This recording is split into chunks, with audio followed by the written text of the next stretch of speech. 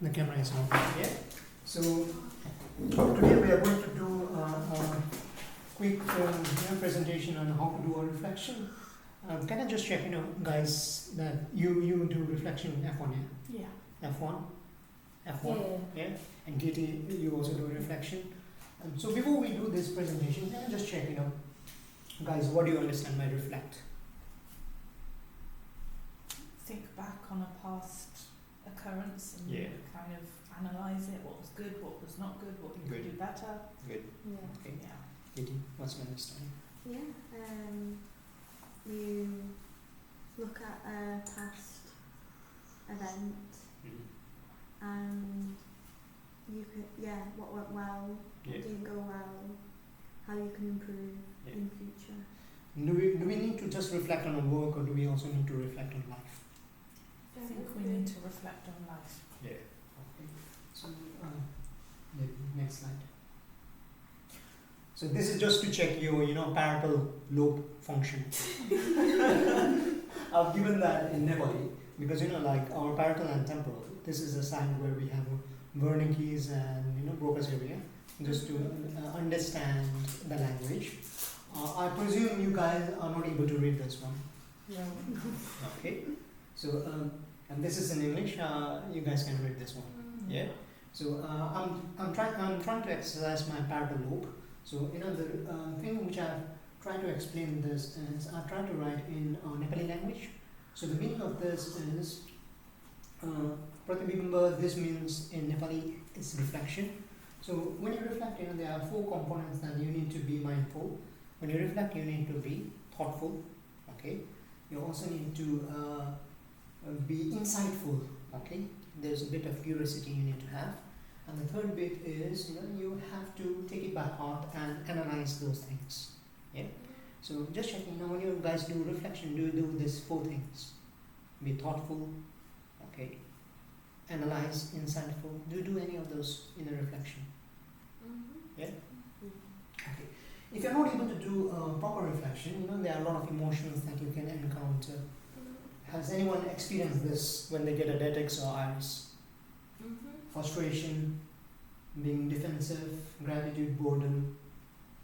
All of these emotions comes in your head, okay? And how do you feel when you have these emotions? For example, someone complains about you and said, you didn't come to review the patient, and the patient became unwell, and you are responsible for it. How do you feel?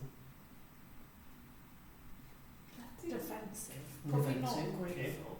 Yeah. And sometimes, like when you not reflect, you go in the autopilot. Do you feel a bit of boredom, what the hell I'm doing, there's no any work. Okay?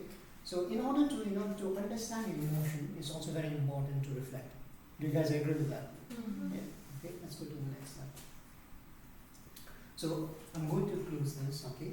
So can you just have some idea why do we reflect?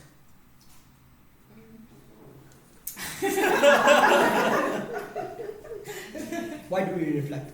So that we learn from our mistakes. Yeah. Okay. What is that? Any other thing? What we did right, what we did wrong, what we could do better.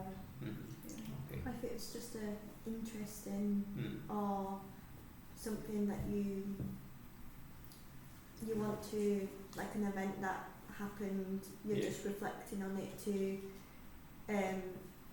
for future reference. Just for your information, so you remember it better.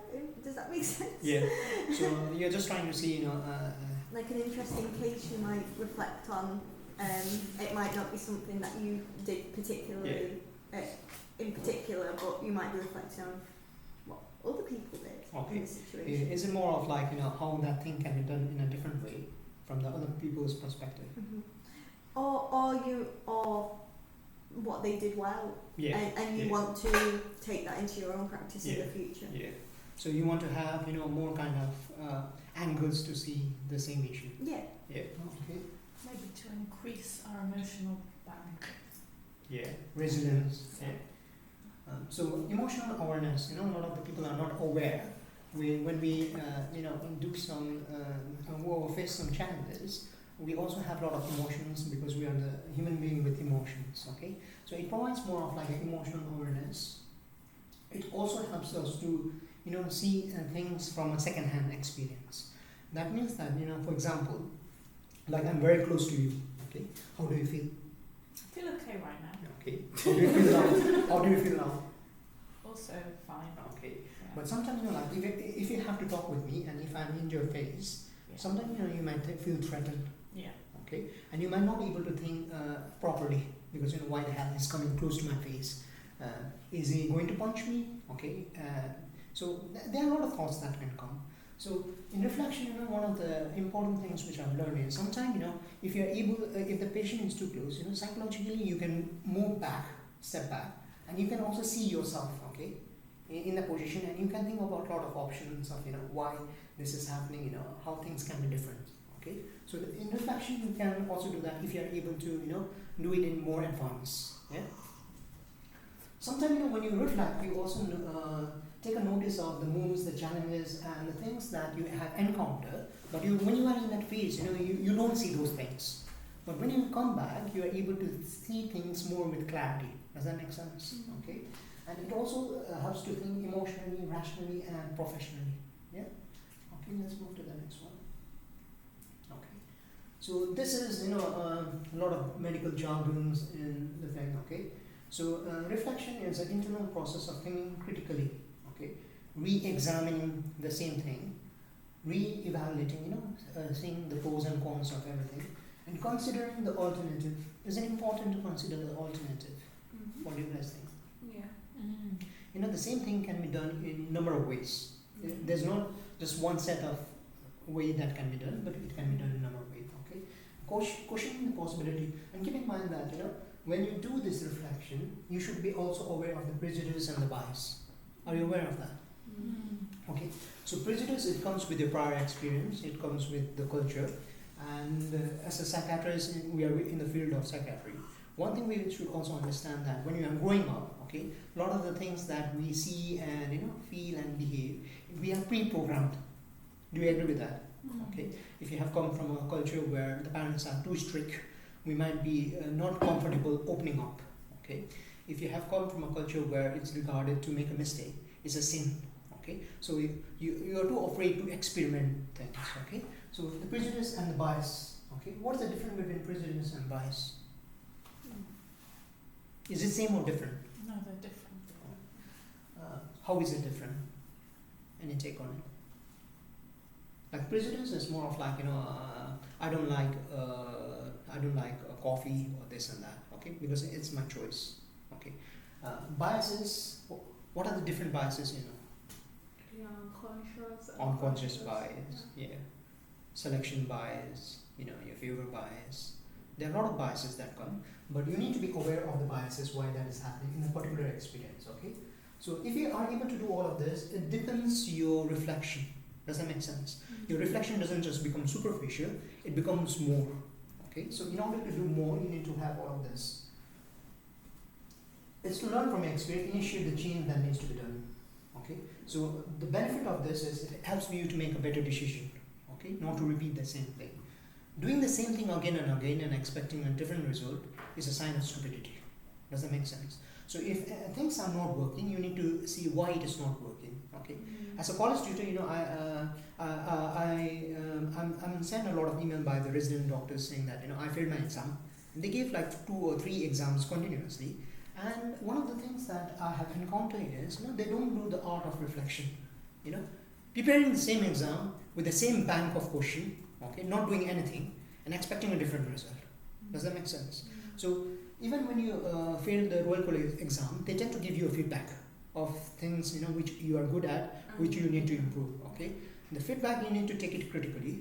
Okay, and don't be shy away even asking from people who have passed the exam or who have done better than you. Okay, you can also ask from the senior colleagues who have done this exam before. Getting their perspective, it helps you to see and approach this in a different way. Does that make sense? So you should never be afraid to for a better result. Never be afraid to ask and keep your ego aside. Yeah. Okay. Let's move to the next one. Now the approach. A lot of people ask me how to do a reflection. There's no any hard and fast rule of how to do a reflection. It's very personal. Okay. And in supervision, I also say that reflection is for you guys. For the resident doctors. And as a consultant, I thought that reflection I don't need to do it, but I also have got my appraisal. And in my appraisal, I also need to reflect. So the reflection process doesn't stop when you become a consultant. It's and when you reflect, keep in mind that we have got a tendency of only reflecting on the positive experience. We don't reflect on the negative experience. Okay. So these are like the coin has got two sides. You also need to see from the two sides, not just the positive. I've got a lot of resident doctors or trainees who only reflect on the positive. Okay, they don't reflect on the negative. What happens if you only focus on the positive, not focus on the negative? What are the risks? What will happen? Any take on it? I think you will make the same mistakes. Yeah. Yeah. And there might be no chance for improvement. Yeah. You're just thinking about the things you did right. Yeah. You reflect on the things that you had done. Yeah. And one of the exercise for you guys is, there's a jury's model. There's like 4 triangle. Read about it. Okay. We also have got a blind side. Jury's model. There's like a triad. Read about it. So when you become like a supervisor, you are trained on how to do that. There are a lot of areas that we are not aware that this is a blind spot, this is a weakness. For that, feedback is very important. Even the feedback that when you do a multi-source feedback, you receive a lot of feedback, which seems like why the hell I'm receiving this feedback? It doesn't reflect. But if you receive that, try to be neutral and see why I'm receiving it. There must be some hidden thing which will help you to improve. Yeah. The negative experience, I'll give you an example, okay? And I think I've discussed this experience with a lot of you guys. Yeah? In 2019, when I was assaulted by the patient, I lost my hearing and teeth, okay? At that time, I had this negative experience, yeah? But the negative experience, if I'm able to reflect it, it made me better, okay? When you do a negative reflection, don't just try to see from your side, you also try to see from the person who have done it. Also try to put in the shoes and see, okay? So the guy who assaulted me was 24-year-old, came from a council house. Both of the parents were drug addict. He was raped when he was small. He was in and out from the prison. So he had a very negative view towards the society in which he saw. So my mistake was, he threw a hot coffee at the consultant. So the consultant said, okay, you're almost an acting consultant. Take charge of this patient. So when I saw him, I didn't find any mental illness. And I had this kind of prejudice that, okay, this guy doesn't deserve to be in my ward. So I called the police and chucked him out from the ward. So this, when I saw this from his side, I realized that I represented the figure from the society who discarded him, kicked him out. Okay, so he had an anger towards me. So he assaulted me. So he didn't assault me, but he assaulted the figure from the society that did all of these things to him. Okay, so when I was called to the court, when I reflected and saw from what perspective is this patient seeing me. When I went to the court, they asked, do you have any kind of feeling towards or reflected on this case? So I said, please, can you, I don't have any bad feelings towards him, but I'm sorry that there are certain things that I could have done better. So I reflected from my side, and that also provided a bit of, a reflective thing for this person also to reflect. So in the whole incident, the guy said, I'm very sorry that I assaulted you. Okay. So from the negative experience, the thing that changed in my life was, after that I started to exercise. I became an ultra runner and a marathon runner, and I became more confident, and it helped me to become a better consultant now. Okay. So please, negative reflection also, put in your portfolio and reflect on it. Okay. Don't ignore the negative experience. So when you reflect, okay, nature, scope of individual practice and personal style, there are different styles of doing a reflection. I'll come to that. Okay. So next one. Okay. So this is one of the things that which I find it very helpful in reflection. Okay. So this might provide you a bit of structure on how to do a reflection. When you do a reflection, think about the situation, what happened. Yeah. And very, very neutral. Okay. What happened is try to collect from all the side. Okay. Thought. What were you thinking and feeling? At that time, when you had this thought, put yourself, okay, what are the thoughts that I was having? What are the feelings that I was feeling? Okay. Then analyze the bad and good of it. Okay. On top of that, also try to see this without putting bad or good. The third element is neutral. Yeah. And you see, okay, from this, what relevance does it have in your practice and your personal life. Yeah. And what changes will you make and conclusion you have drawn from it. Okay. So these are some of the steps that you need to take. And more advanced from this is, when you become like a consultant, or even when you're resident doctors, you have got your Bannon group, you have got your peer group. Okay. And you can also discuss with more experienced people. Like for me, I always take a second opinion from like Chris, or I have got Dr. Prashant or Dr. Singh, who are more experienced more than me. Sometimes if I'm stuck, I just say, okay, can I have a chat with you? Or even like Dr. Han, who doesn't work with me, I just knock at his room and say, okay, and there's a case that I'm a bit stuck with it. Okay, if you were me, how you would have approached this case. So it provides me a different angle of seeing the same problem. Okay, so please make sure that this, and you can do this practice. The way I practice is 30 minutes before going to sleep and 30 minutes after I wake up. Okay, so I sit in a quiet room. Okay, visualize and reflect all of the things which I've done during the daytime. And before I sleep, I also do like 5 or 10 minutes of journaling to see what I've done, what I could have done better. Okay, if you go to the next one. So this is one of the cycles that we normally teach for the resident doctors. Okay, this scope cycle. This is the experience that you have, actual one. Reflect on the experience. Okay, so these are some of the things. And once you reflect, also try over abstract. That means from this experience, what are the learning points that you can take and how you can implement. Okay, doing everything with having a lot of knowledge but without action is waste. Okay, so you have to do think is not a right way. From the think, you also have to come to do an action. Okay, so this is very important. Yeah, can you go down? Yeah. So gifts is more advanced from a cope. In this, the description of the event, and in the feeling, you also have to solve from the psychological self-inquiry, psychological mindfulness. Okay. Evolution, good, bad, and all of this. Analyze it. Okay. Sometimes if you are not able to analyze, bring up for this in supervision and discuss with your supervision who are more experienced in seeing the things, because your supervisor have already gone through the same cycle that you have been. Okay. So they might have seen more cases like this. If the supervisor is not able to answer, they can ask the other in order to have. So you can have more clarity. Okay. So the conclusion is what you are going to do different and action. Okay, and the cycle repeats. Okay, so it's not a destination; it's a process. It keeps on going and it doesn't stop. Yeah. The same thing is intellectual, cognitive, and psychological. And insight is very important. What happens if you don't have an insight? You become blind. Blind. Yeah. For example, I'm going to give an example. Like I had as a college tutor, my job is also to investigate all the detects and areas. And if someone have got some issues, then I need to investigate. Okay. The problem becomes if they are not insightful. Okay. Insightful means awareness. Yeah. And you also have to accept in order to make the changes. Yeah. Can you go to the next slide? I think I've only got 2. Okay. So the take-home message is you have to say what happened. Okay. Focus, explore. Okay. And then so what? After that, you analyze all of this. Now what I'm going to do different. Okay. So you need to do this step. And the reason why I'm given a woodcutter is this is one of the good examples of if there are 2 woodcutters and if they are asked to do the same, just using your axe and going to the tree is not a solution. Sometimes you also have to think that if you are not being effective, whether you need to sharpen your axe, whether you need to change it, whether you need to wait. If it is raining, you cannot chop the wood. Okay, so a lot of the things needs to be analyzed in order to be effective. Yeah. Can you go to the next one?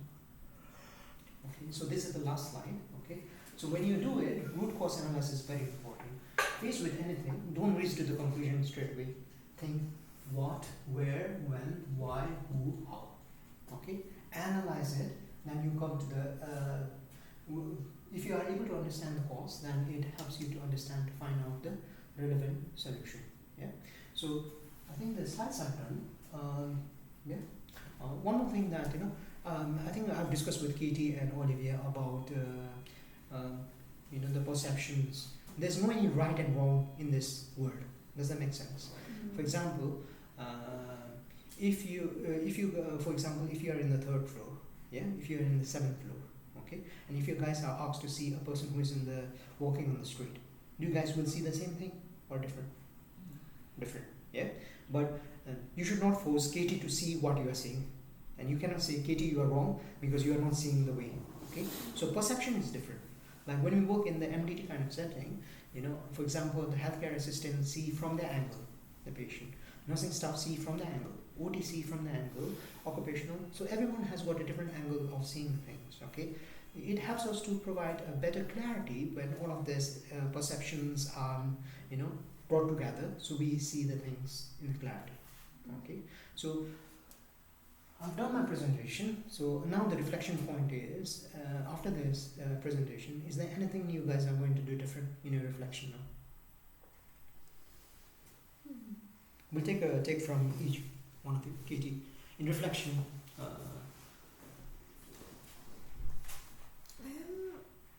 I don't know about differently.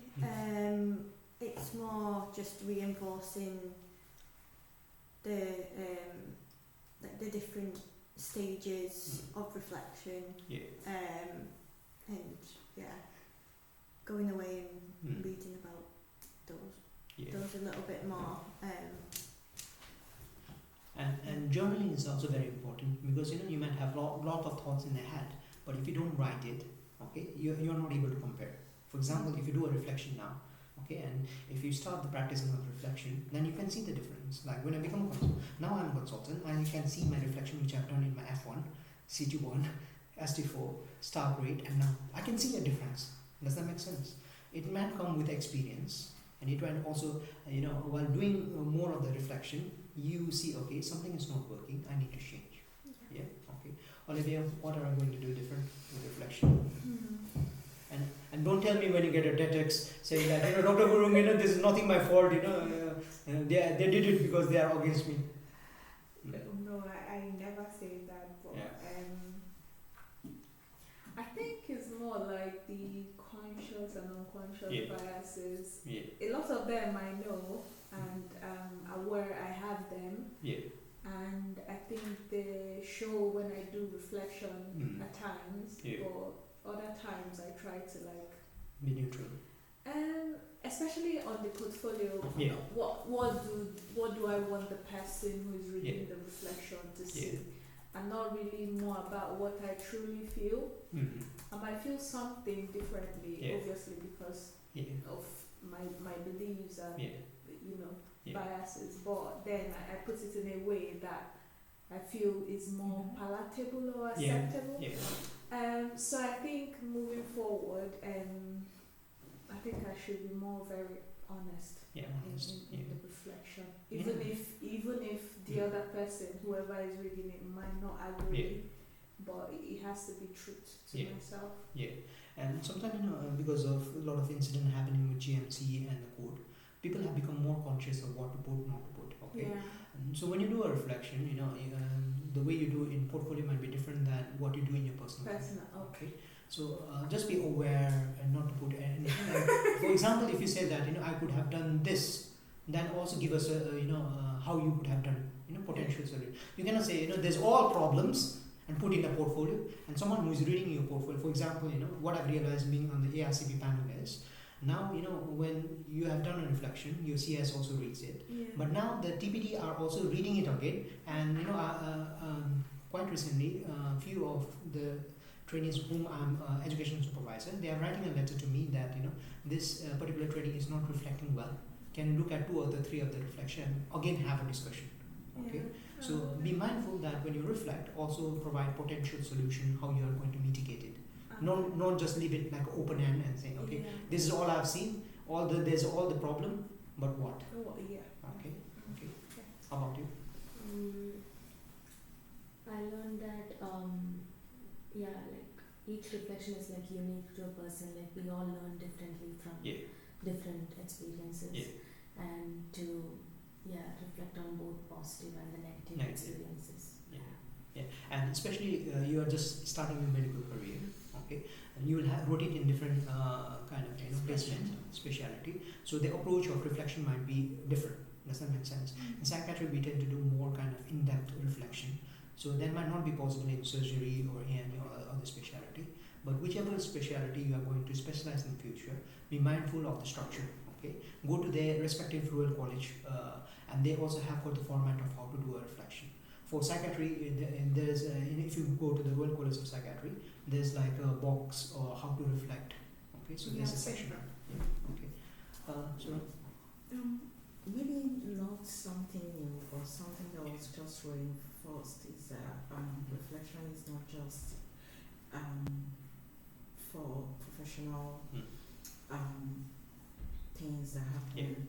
It's good to reflect on life generally. And so it's not just an exercise for the portfolio. It's something that can just be done for yourself. I'll just give you an example. Okay, I think one of the memory clinic was very stressful. So when I reached home, my wife just said, you're not looking after the kids, blah blah blah. So when my daughter came near to me, I said, go away, and I sorted. But I realized that. So what I said was, after 5 or 10 minutes, I went to my wife and said, I'm very sorry that this has happened. Okay, and it's also good to give my account of why I said it. So the other person is also aware of why I said it. And I also asked, why did you say that? So she was also frustrated because she called some relative in back home, and the frustration poured on me. So that after that, I also went to my daughter and said, I'm very sorry, I shouted at you, but this were some of the reasons. Next time, if it happens, please let me know that, let me know that, I should have not acted this way. Okay, so in a reflection, it's also good to discuss with others and also provide an opportunity for other people also to reflect. Reflection is not just for you; it's also for others to reflect. I guess all the different, think more about people's different perspectives. I liked your metaphors of building on different floors. And sometimes if you're not able to see from the other perspective, the burnout happens. Okay, you're not able to understand, and the conflicts happen, and the team dynamics get broken. Okay, so also have the courage to go and speak out even with people who has got views different to you. As a human being, there's a tendency we only tend to speak with people who have got similar views. Okay, don't be afraid to go and speak with people who have got different views, because it helps you to make stronger, and it helps you to see things differently. Okay, so before we end, Devi, is there also a reflection for you? No. Thank you very much.